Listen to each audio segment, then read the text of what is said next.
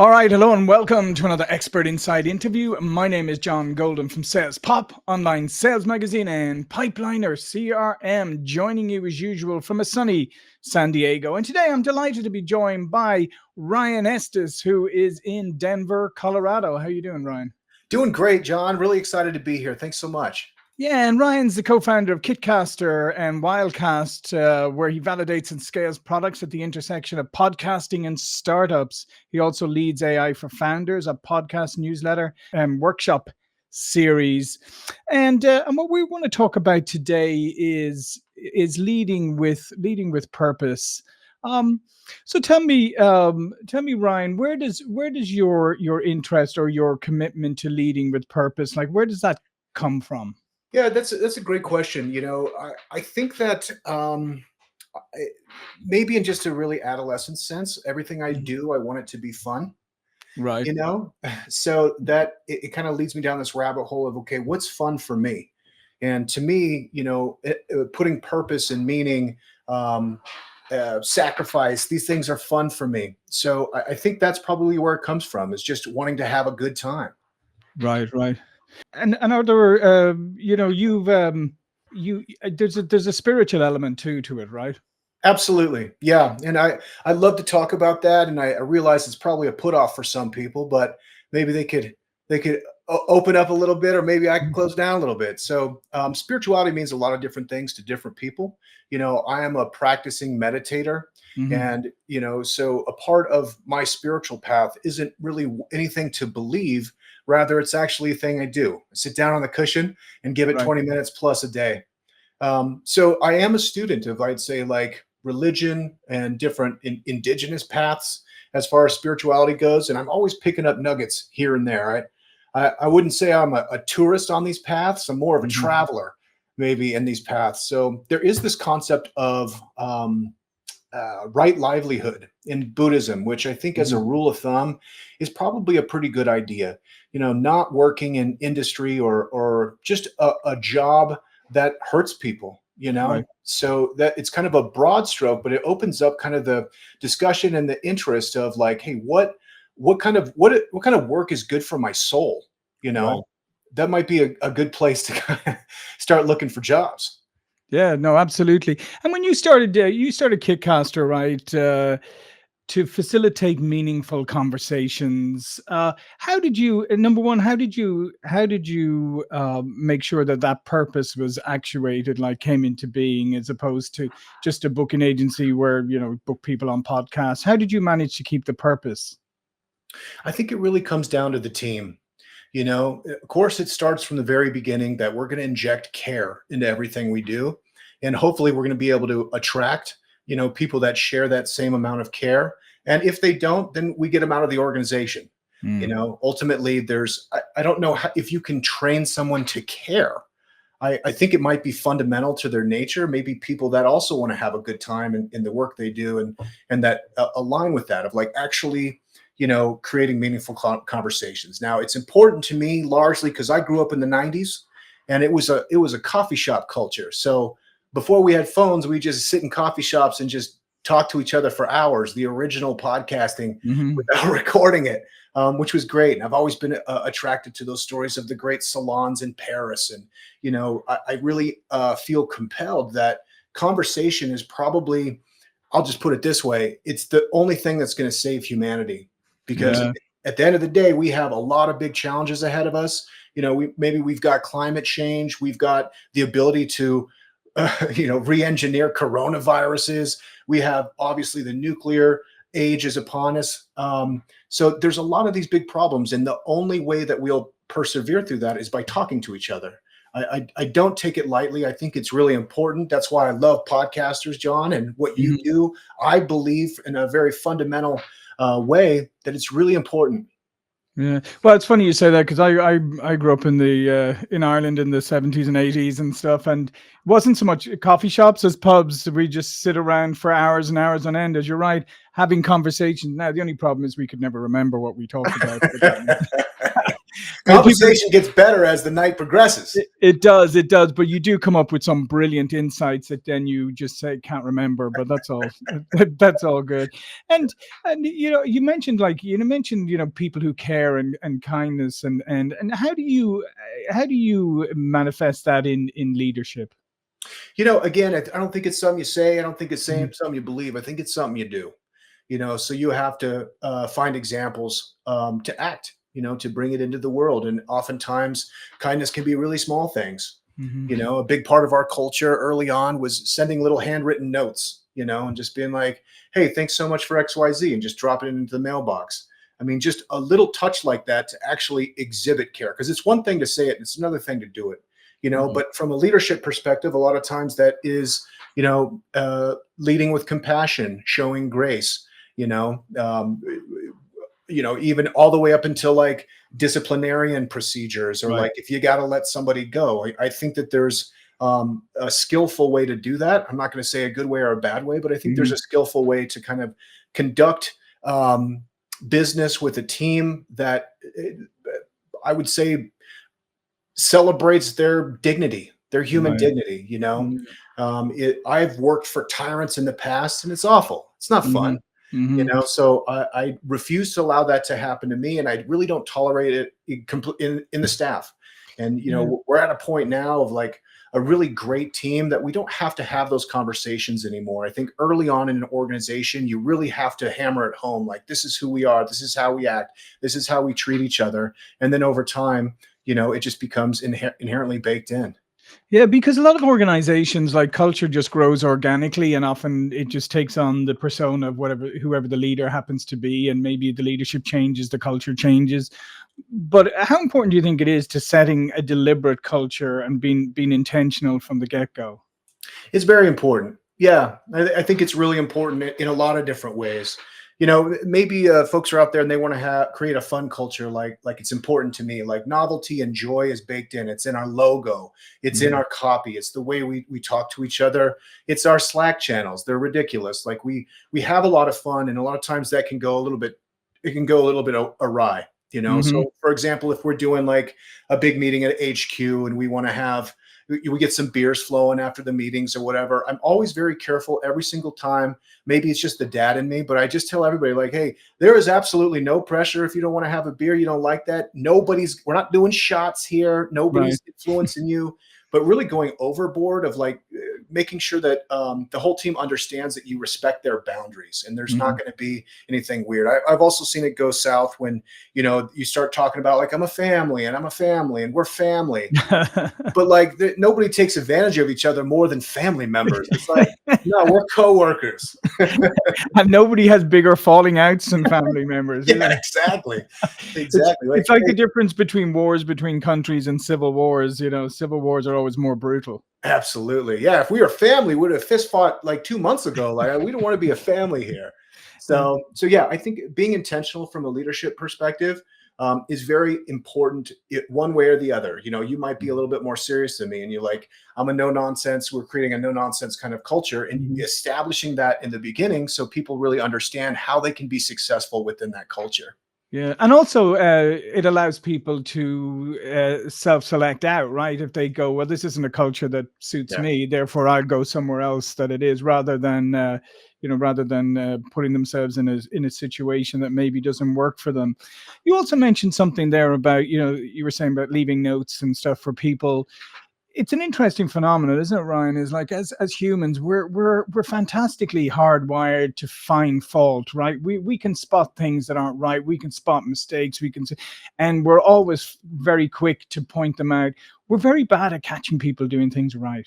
Yeah, and acknowledging it, Hmm. or even accepting it. Yeah. It's hard to take a compliment, but it's really important. I think it's just nice. It's a nice thing to do, and if it's like if you can create kind of like a tingling sensation in someone's body for like 1 second because you just pointed out like, hey, you do this really well, and I really appreciate that.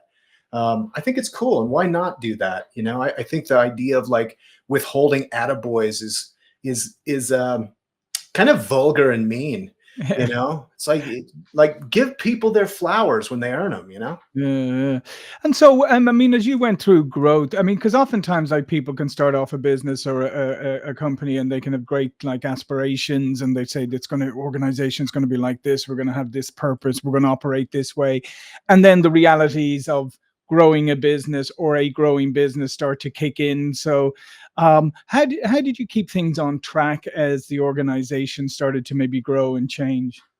Yeah, boy, that is the case, you know, and then you feel bad because what you set out to do, you did the exact opposite, you know. Yeah. So I think like if I think beginning with if grace is important to you, showing grace to your team, you got to start with yourself and understanding that, especially in the beginning stages of building a business, you Mhm. get one wrong person hired and it can derail the operation for a year or more, you know, and you're going to make those mistakes. And you, in hindsight, you're gonna be like, "Gosh, I was such an idiot." But like, you got to show yourself grace and be like, "Dude, this is really hard, and what I'm trying to tackle here is bigger than this one thing." Mm. So I think that that's probably the best place to actually find the growth is to acknowledge it, particularly with the team. Like, hey, I blew it right here. Mhm. You know, I was clumsy with this. I stumbled through that. I'm trying to work it out. I want you to know that I see it, and like we're gonna keep righting the ship. You know, so if you set the rudder a little bit, a couple of months down the road, hopefully you'll be okay. But there's a lot of those humbling experiences Yeah. in business for sure. And obviously, it's important to have the communication and to. I think people are normally genuinely happy to go along with the with changes and stuff as long as they are explained to them properly and communicated properly, and they also feel that they're a part of the change. Yeah, 100%. And including everybody is Mhm. really important. I mean, there's sometimes you have to be kind of a benevolent dictator and be like, Sure. Mhm. this is why I'm doing it. But also, like, here's the thought and consideration that goes behind it, you know? And sometimes people will understand, be like, oh, that's great. Sometimes they won't, you know? There's no like perfect way. Yeah, and I think that that's also been helpful for me is just to know going into it, like you're going to make some mistakes, some of them catastrophic, but hopefully, you know, there's opportunity for to redeem yourself. Yeah.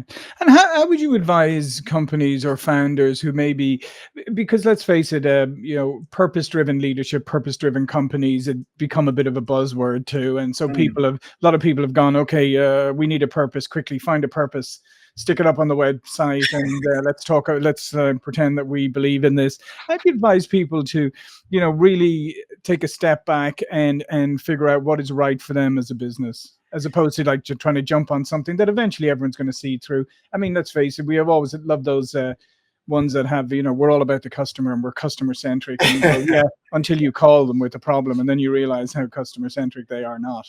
That's the truth. Yeah, absolutely. You know, what was the question one more time? So I was going to say, how would you advise people to approach this about if you're going to have a purpose Oh, driven sure. organization, making it authentic and genuine as opposed to what I call bumper stickers? Yeah, totally. You know, what we would do with our values is just whiteboard it. You know, Hmm. what's important to us. And I think on a very like superficial level, you'll start to find buzzwords and catchwords. But then it's like if you get deeper, what is it really? It's like, well, boy, I want to have fun. I want to be of service. I want to help the world in a constructive way. Like a lot of times, like what really is like kind of I think values is just like what resonates with you in your bones, you Hmm. know. So like really being honest about that I think is huge. The thing that you also want to avoid in my opinion is just any kind of ideological capture, you know, from any kind of perspective, because there's plenty of people that are here to tell you what your your mission focus and your culture should be like, Hmm. you know. And those people are extremely toxic, you know, to an organization because they're bringing this kind of judgmental slant of like, well, these people do it like that and we should be like this. If we believe that, then we need this. And it's just awful because it's Yeah. not genuine. It's not about the feeling in your bones. It's about whatever's going on in their head, you Hmm. know. So you have to be careful when you do start selecting values for your company that it's big enough that it really encompasses what everybody wants broadly, but it's not so narrow that like you can start to get pigeonholed into some political system or Yeah. some other ideology that like becomes ends up being just a landmine field full of banana peels, Right. So there is kind of a tightrope to walk there. And I think even going into a discussion like that with your team, hey, we want to talk about values, but understanding like this can elicit big emotions for some Hmm. people. Sometimes we're not doing this with any intent to be disrespectful. We want to make sure that everyone's feeling included in the process. I mean, you really can set the table in a way where people can be emotional. They can share their ideas. They can hand out the pamphlet and try and get you into their cult. And you're like, oh, that's great. We're not going to go with that. But Yeah. thanks for participating. And I think the other mistake people often make is, having trying to have too many values. Yeah. And I think that's so. Would you, in the situation where you were just talking about there, is you getting everybody's input, but at the end of the day, if you're going to have something that people can coalesce around, it has to be pretty simple and like only a few things.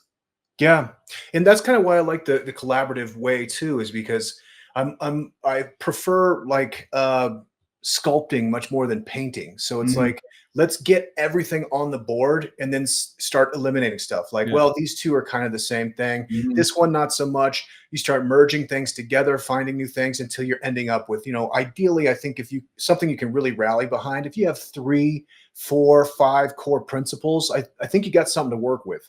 The other component too is it's a great exercise to do quarterly, biannually, reevaluate it. Hey, here's our core principles. We can kind of look at ourselves. Are we holding ourselves to this Hmm. standard? Are we accountable to our own words, or should we change it? Has Hmm. something changed? And it's a great way to get everybody involved. And for quarterly meetings, which sometimes can be a bit of a snooze fest. Absolutely. And just switching gears slightly to the podcasting side, I have seen, and you probably as well, but over the last year or so, more and more companies and marketing departments or whatever are starting to say to their executives and stuff, "Oh, you need to go on podcasts." And people, tell me, why do you think it's important for founders, for executives, for people who are a face of a company? Why is it important for them to go put themselves out there on podcasts? There's a bunch of reasons. I'll just talk about two. One, I think it's a founder's responsibility to put their company on their back and put it to the people. If Hmm. you're not doing that, are you even a founder? Like, what are you doing? Maybe you should go, get a job and work for somebody else who's willing to kind of put their chin out there. Hmm. So that's a challenge. The other part is just the personal growth opportunity of getting better telling your story, getting better talking about your mission and like why it's important, why people should care. It's something that with reps you will get better at that. Hmm. And then now why it's really important, like right now, is I haven't seen anything that's influencing LLM SEO like podcast guest Hmm. interviews. Because basically what happens is you publish this sales pop uh, episode, Yep. Apple transcribes it, OpenAI scrapes every single one. And so the LLMs already have the entire internet's data, but what they don't have is new information, largely Hmm. because they're hitting, roadblocks by everybody trying to block and save their IP. But Yeah. the very essence of podcasting is that it's free and it's Hmm. published on RSS, which is to say anybody and everything can take this content, and boy, are the LLMs taking that content. So as people are transitioning from going from Google search. Now it's just going to Chat GPT search and they're looking for answers. There's almost nothing more powerful than if someone's like, hey, what should I do as a founder to market? And Yeah. GPT just says, you should go to Kitcaster and try podcast interviews. I mean, Right. we get that inbound information all the time. And it's like, wow, it's just a straight recommendation from what now is like your most trusted confidant and Hmm. best friend with Yeah. ChatGPT. Absolutely, yeah. I have about 5 best friends now. I've got ChatGPT, Perplexity, Grok, all of them. Manus, yeah, absolutely. I have a Totally. little posse of AI friends who I'm starting a gang with them. We're gonna go have a gang war with some other posse of LLM chats. yeah, but that's a great point because I still think people haven't realized the change that's happened. It's like I used to say once upon a time when talking about personal branding and that, start talking about your Google search yourself, make sure you understand what comes up about you, how you're represented, your digital presence. Now it's like, forget that. Like, put yourself into one of these AI tools and see what comes back about you. Because now they don't just come back with, like Google, with a bunch of links. They actually come back with some interpretation of who you are, and Yeah. it's a very different world. It can be very humbling, you know? Mhm. It's like it's going to pull quotes of Yeah. stuff you said on podcasts against pull social media and be like, "Oh, he's all about this, this, and this." And you gotta look at it and be like, "Wow, I mean, that's who I am, I suppose," you know? So you want to be careful that what you're putting out there, it's going to get spread more and more and more. But I think as a founder, as a Mhm. business owner, as somebody who's representing a brand, there's just no better way to get that amount of data into the LLMs, which we're all clamoring for those recommendations now. Yeah, and the other part I think, as you would probably recommend to people is, you get better the more you do it, right? And whether you do podcasting or whether you go on podcasts, and I would always encourage people who, if you're starting a podcast, I would also encourage you to go on other podcasts, because you need to know both sides of the equation. Yeah. But it's a great time, and there's organizations like yours out there who are really facilitating this growth. Yeah, I appreciate that. And also, I mean, just raise the stakes on everybody thinking about podcasting, how scary it is. But I think one of the things that attracts people to podcasting is there's a patina of charming amateurism that Yeah. permeates podcasting. That's great, and that's why you're able to relate to people. Is because, like, oh man, they're stuttering, they're falling on their words. You're really hoping they're going to get the thing out that you want them to get out, and they do sometimes. That it's okay. Like you can go and like kind of bare yourself a little bit, warts and all, and see the chips fall where they will. Yeah, I think there's a great. Yeah, I think there's a great humanizing that goes on. Because it's in that, as you say, it's not sanitized in the way a lot. Corporate media would have been once upon a time, where everything was stylized, everything was managed, everything was perfect. I mean, it's getting back to kind of just two people or three or whoever, or just one person, just being themselves. And I think that's where the real authenticity comes from. Yeah, 100%. It's honest, and if you do it enough, you realize when you're starting to spin a tall tale, or if you might have your information wrong. Like, wow, do I really know this, or did I just read a headline on Reddit? You know? Yeah, especially if somebody asks you a follow-up question on that, and you realize you don't actually know that much about it. Yeah, But totally. it's great. Well, listen, Ryan, this has been great. All of Ryan's information will be below this video. But before we go, please do remind people about what you do. You bet. I am head of growth at kitcaster.com. We work largely with funded startup founders, entrepreneurs with exits, and C-suite executives, and book them on the world's top podcasts. Fantastic. Well, listen, as I said, everything will be below this video. I would encourage you to go check it out. If you have starting a company, or if you have started a company or whatever, and you haven't considered podcasting, I would really encourage you to do it. As Ryan said, I mean, it's such a growth area right now, but in the era of AI, it's even more critical than ever. Yeah. Thanks All so right. much, John. I really appreciate it. Yeah. Thank you, Ryan. And thank you for watching and listening.